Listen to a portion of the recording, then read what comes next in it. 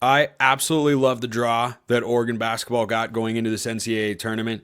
And that doesn't mean that they're guaranteed to make some surprise Final Four run or anything like that. I've got some numbers on that in a moment. But Oregon being in the East region, I think was the best outcome overall.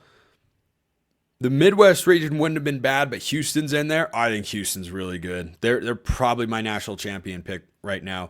On the women's side of things, I think the one seeds in the women's bracket are so absurdly good. I mean, absurdly good.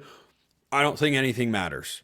But I definitely have higher hopes for the men than the women, not just because they're a higher seed, but because I think they've showcased the ability to play at a higher level this year. And they're in a place program-wise that's different than where the women are at. I think Kelly Graves did a phenomenal job to pivot, turn over the roster a bunch, and get this team to the NCAA tournament. This has already been a successful season. I think for a lot of people, and I'm in this camp, for Oregon to be able to say, that was a successful season, you got to at least beat Liberty on Friday, and getting to the Sweet 16 would also be cool, obviously, but that's not going to be the easiest thing in the world. So different expectations there. Always the hope. I always have the hope. I say this with basketball, football, baseball, softball, whatever.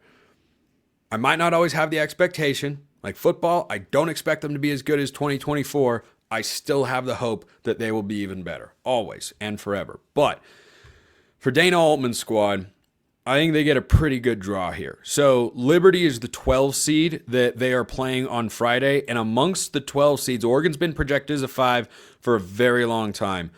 Amongst the 12 seeds, I think Oregon got the weakest one. Now, I can't say I've watched a ton of McNeese, but I know that their head coach, Will Wade, is really good. And UC San Diego is in the tournament for the first time, but they can shoot the daylights out of the three. And Oregon has had their moments where they struggle defending the arc this season. And then Colorado State just won the Mountain West tournament. They're one of the hottest teams in the country. I'm probably picking them to win in the first round. So if you lay out those 4-12 seeds, I think Oregon has the most favorable one. They're favored by 6.5 points. The Ducks are, which means absolutely nothing in the month of March. Most of these are coin flip games. But the region that Oregon's in, I think is the most favorable of the bunch. So if you were in the South, Michigan State is a 2 seed. Wouldn't want to try and go through them at any point in time. We've seen that story play out before. You go down to the Midwest, and you've got Houston, who I think is really good. You go down to the West, I think that could be a more favorable region to be in compared to the East. Florida, though, is the number 1 seed, kind of the hottest team in college basketball right now.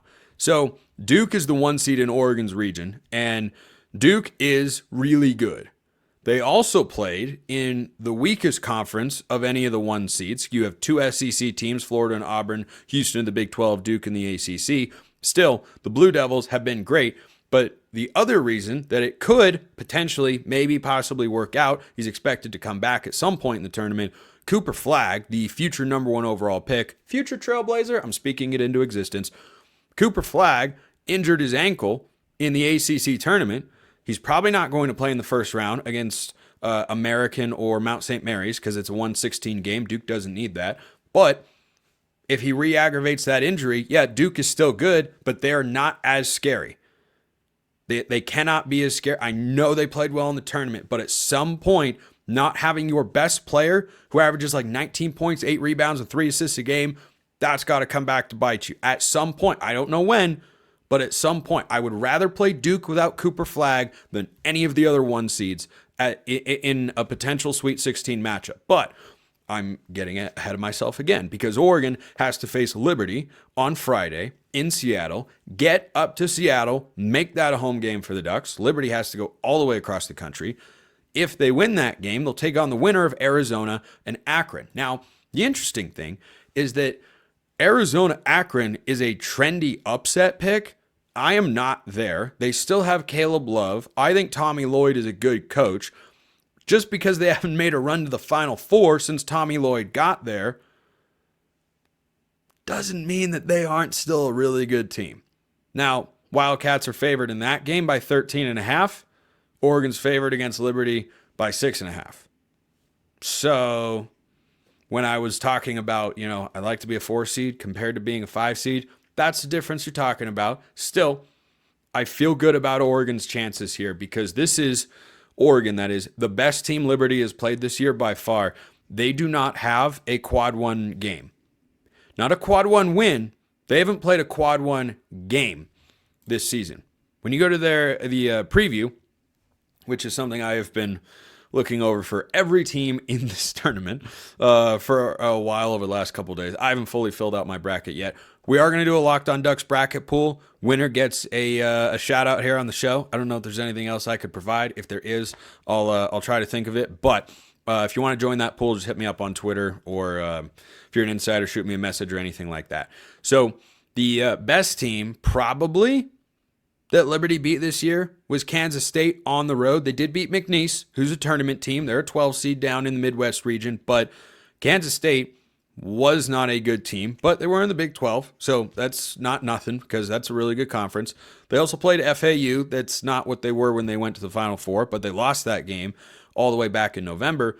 But then the other key wins are Conference USA matchups. Louisiana Tech, Middle Tennessee twice, Charleston, who's I don't think is Conference USA. I think they're, I want to say like Southern Patriot League maybe. Charleston might be in the Patriot League.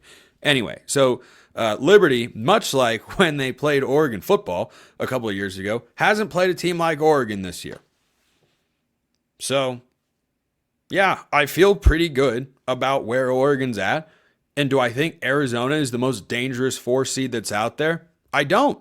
I think Texas A&M is a better team as a 4 seed. I think Maryland's a better team. Purdue's already beaten Oregon this year on their home floor. So again, if you line up those 4 seeds and say, who would you most want to play? I'm picking Arizona, even though that's a team that could absolutely beat Oregon. We watched Caleb Love just torch Oregon a couple times last year in the Pac-12, RIP. But Oregon did beat him in the conference tournament, of course. So a couple of stats here on the 12-5 matchup. The 12 seed has won at least one game in the NCAA tournament since 2000. Every tournament but 5. The most recent time they didn't was 2023. So there is a lot of history with 12s beating 5s. It's like the most generic bracket advice you give to someone doing it for the first time. Pick a 12 to beat a 5. 5 seeds have made the Final Four. 5 seeds have made the Final Four 9 times. They have made the national championship game 4 times. The only 5 seed to ever win it all, the 2008 Kansas Jayhawks, with Mario Chalmers hitting the shot against Memphis, and then head coach John Calipari with this guy named Derrick Rose playing point guard. That's the only 5 seed to ever win it all. But 2 years ago, there were 2 5 seeds in the Final Four, San Diego State and Miami. The Aztecs, of course, went on to play in the national championship game where they lost to UConn, who was a 4 seed, and UConn was, just better that particular day. But I bring that up to say, March Madness is a crapshoot every year. Roll the dice, anything could happen.